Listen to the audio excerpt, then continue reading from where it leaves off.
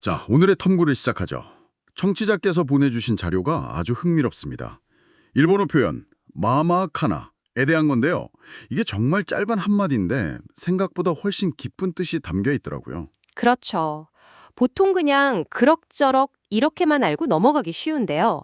사실 이 표현이야말로 일본의 소통 방식을 살짝 엿볼 수 있는 굉장히 재미있는 창문 같은 역할을 합니다. 창문이라는 표현이 딱 와닿네요. 솔직히 저는 그냥 영어로 치면 소쏘 이 정도인 줄 알았거든요.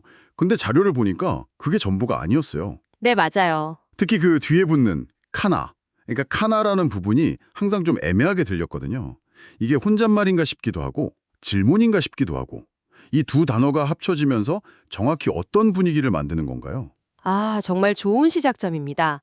말씀하신 대로 마마 자체는 그럭저럭, 보통 이런 뜻이 맞아요. 네네. 그런데 여기에 뭐일까, 뭐이려나 같은 느낌의 카나가 붙으면서 모든 게 달라지는 거죠. 이건 확신에 찬 평가가 아니에요. 아, 뭐랄까, 내 생각엔 이 정도인 것 같은데 맞나? 하고 스스로에게 되묻거나 아주 조심스럽게 자기 의견을 그냥 공기 중에 살짝 띄워놓는 느낌. 단정짓지를 않는 거죠. 그러니까 이건 보통이야 이렇게 딱 잘라 말하는 게 아니군요. 보통인 편인가 하고 한 발 물러서는 느낌이네요. 어떻게 보면 평가에 대한 책임을 온전히 지지 않으려는 것 같기도 하고요. 바로 그겁니다. 그 책임을 지지 않는다는 표현이 약간 부정적으로 들릴 수도 있지만 여기서는 좀 다른 의미예요. 내 단정적인 표현으로 상대를 혹시라도 불편하게 만들 가능성을 미리 차단한다는 그런 긍정적인 의도로 봐야 합니다. 이게 이 표현을 이해하는 첫 번째 열쇠입니다. 단정적이지 않은 태도. 그렇군요. 자료에서도 이 표현이 아주 좋지도 아주 나쁘지도 않을 때 쓴다고 하는데 사실 이게 듣는 사람 입장에서는 좀 답답할 수도 있겠다는 생각이 들어요. 충분히 그럴 수 있습니다. 그래서 좋다는 거야 싫다는 거야 하고 막 대묻고 싶을 것 같거든요. 네, 그렇죠. 특히 좀 직설적인 소통에 익숙하다면 더 그럴 수 있죠. 감정의 스펙트럼을 1에서 10까지라고 한번 상상해 볼게요. 1이 최악, 10이 최고라면요. 네. 마마카나는 한 5나 6, 어쩌면 7까지도 포함하는 꽤 넓은 영역을 차지해요.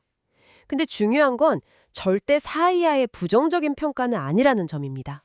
오히려 미묘하게 긍정적인 쪽으로 살짝 기울어 있다는 느낌을 저도 받았어요. 완전 실망했어 이게 아니라 내심 기대했던 것에는 못 미치지만 그렇다고 이걸 나쁘다고 할 수는 없지 같은 그런 복잡한 심정이요.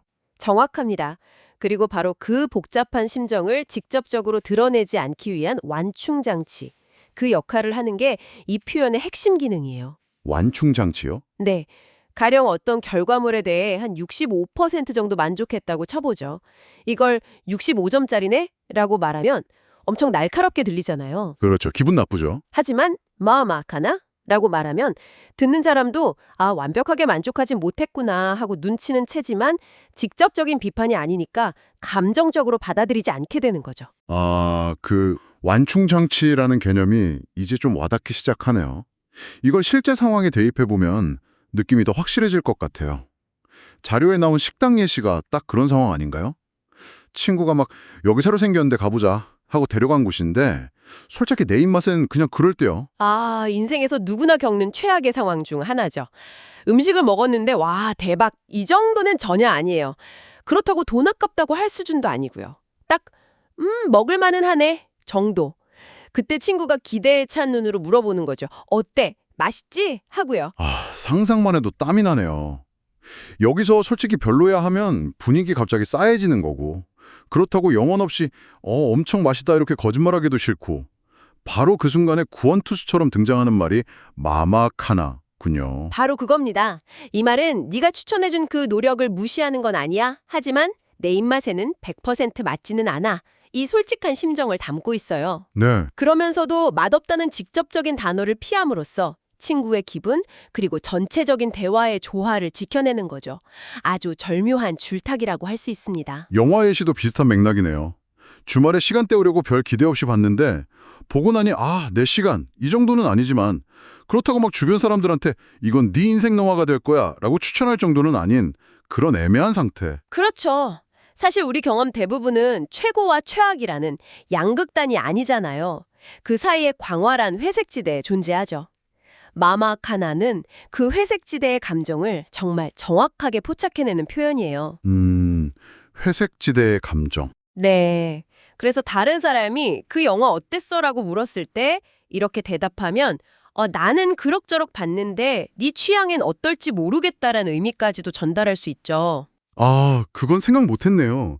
내 주관적인 평가라는 걸 분명히 하면서 판단의 공을 상대에게 넘기는 효과도 있군요. 내 말이 정답은 아니니까 네가 직접 보고 판단해봐. 이런 뉘앙스까지. 와, 듣고 보니 정말 좋다 납두다 이분법으로는 절대 담아낼 수 없는 섬세한 소통 방식이네요. 맞습니다. 그래서 이 표양을 단순 번역하는 게 참 어렵습니다. 바로 그 지점인데요. 자료에서 제시한 한국어 번역 그럭저럭이네와 나쁘지 않은데를 비교하는 게 아주 흥미로웠어요. 저도 이 두 말을 평소에 자주 쓰는데 곰곰이 생각해 보니까 완전히 다른 상황에서 쓰더라고요. 어떻게 다른 것 같으세요? 제 느낌에는 그럭저럭이네는 보통 기대치가 좀 있었는데 거기에 못 미쳤을 때 쓰는 것 같아요. 예를 들어 시험 보고 나서 친구가 잘 봤어? 물어보면 그럭저럭 이렇게 말하잖아요. 이건 망치진 않았지만 만족스럽지도 않아. 이런 아쉬운 느낌이죠. 네네, 그렇죠. 반면에 나쁘지 않은 데는 기대를 전혀 안 했을 때, 예상외의 결과를 만났을 때, 저 식당 별로일 줄 알았는데 나쁘지 않은데? 이런 식으로요. 긍정적인 발견의 느낌이 훨씬 강하죠. 와, 완벽한 분석입니다. 한국어 사용자로서 그 미묘한 차이를 정확히 찝어내셨어요. 그럭저럭은 중립에서 약간 마이너스로, 나쁘지 않은 데는 중립에서 약간 플러스로 기운 느낌이죠. 자, 그렇다면 마마까나는 이 둘 중 어느 쪽에 더 가까울까요? 지금까지의 대화를 종합해보면 둘 다 될 수 있다는 게 정답이겠네요. 맞습니다. 바로 그 유연함이 이 표현의 어떻게 보면 무서운 점이죠. 말하는 사람의 억양, 표정, 그리고 대화의 전체적인 맥락에 따라서 기대보다는 별로지만 뭐 이만하면 됐다라는 그럭저럭의 의미가 되기도 하고 예. 전혀 기대 안 했는데 이 정도면 훌륭하지라는 나쁘지 않은데의 의미가 되기도 합니다. 와, 이건 정말 하나의 표현이 아니라 거의 하나의 소통 전략에 가깝다는 생각이 드네요. 결국 단어의 뜻을 아는 걸 넘어서서 일본의 소통 문화를 이해해야만 제대로 쓸 수 있겠다. 이런 결론에 이르게 됩니다. 맞아요. 자료의 마지막 문장이 모든 걸 요약하는 것 같아요. 감정을 너무 직접적으로 말하기보다 부드럽게 표현하는 경우가 많다. 그렇습니다. 더 큰 그림에서 보면 이건 일본 문화에서 굉장히 중요하게 여기는 화, 즉 조화의 가치와 깊게 연결되어 있어요. 아, 좋아. 네. 대화 중에 누군가의 의견에 정면으로 반박하거나 부정적인 감정을 필터 없이 드러내는 것은 그냥 개인 간의 문제를 넘어서서 공동체 전체의 조화를 깨트릴 수 있는 행동으로 여겨지는 경향이 있거든요. 아, 그래서 직접적으로 이건 내 취향이 아니다. 또는 실망스럽다. 이렇게 말하는 대신에 마마아까나처럼 한 겹 포장된 표현을 쓰는 거군요. 네, 그렇죠. 내 의견은 전달하되 그것이 혹시 일으킬지도 모를 갈등의 불씨를 사전에 차단하는 일종의 사회적 기술이네요. 맞습니다. 내 솔직한 평가를 드러내면서도 상대방의 체면을 지켜주고 대화의 분위기를 어색하게 만들지 않으려는 고도의 배려가 담겨 있는 거죠. 이건 뭐 위선이라기보다는 원활한 관계를 계속 이어가기 위한 일종의 윤활유 같은 역할을 하는 셈입니다. 윤활유. 네. 친구가 추천한 영화에 대해 이렇게 평가하면 추천한 사람도 내 취향과는 조금 달랐구나 정도로 상처받지 않고 자연스럽게 받아들일 수 있게 되고요. 자, 그럼 이 모든 걸 종합해보면 어떤 결론에 이를 수 있을까요?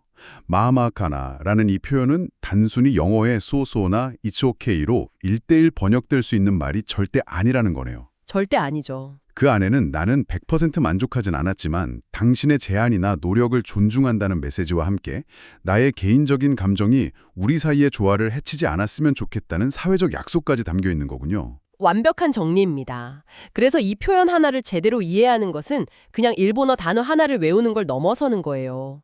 일본인들이 관계를 맺고 갈등을 관리하고 소통하는 방식, 즉 문화적 코드를 읽는 법을 배우는 것과 같습니다. 그렇군요. 물론 처음에는 그 무오함이 답답하게 느껴질 수도 있겠죠. 하지만 그 이면에 깔린 상대방에 대한 배려와 공동체의 조화를 중시하는 마음을 이해하고 나면 이 표현이 얼마나 사력 있고 또 유용한 도구인지를 깨닫게 될 겁니다. 오늘 우리는 마마카나라는 정말 짧은 한마디에서 출발해서 그 안에 담긴 감정의 온도, 사회적 기능, 그리고 문화적 배경까지 아주 깊이 있게 탐구해봤습니다. 그럭저럭이라는 말 한마디에 이렇게나 섬세하고 복합적인 세계가 숨어 있었다는 게 무척 흥미롭네요. 여기서 한 걸음만 더 나아가서 이런 생각을 해보면 어떨까요? 청취자분께서 일상에서 무심코 사용하는 괜찮아 라는 말 속에는 과연 얼마나 다양하고 복합적인 의미들이 숨겨져 있을까요? 상대방을 안심시키기 위한 괜찮아, 정말 만족해서 쓰는 괜찮아, 그리고 더 이상 이 주제로 이야기하고 싶지 않아서 대화를 끊어버리는 괜찮아까지. 어쩌면 우리도 모르는 사이에 매일 각자의 방식으로 섬세한 언어적 줄타기를 하고 있는 건 아닐까요?